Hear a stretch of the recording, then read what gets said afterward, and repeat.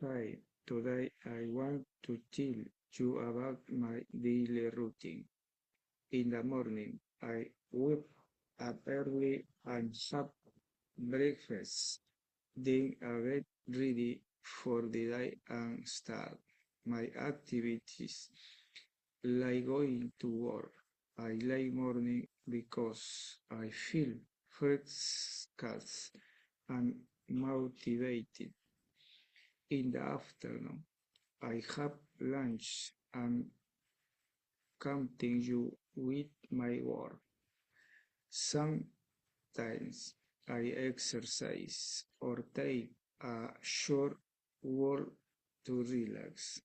In the evening, I go home, have dinner, and do my chores.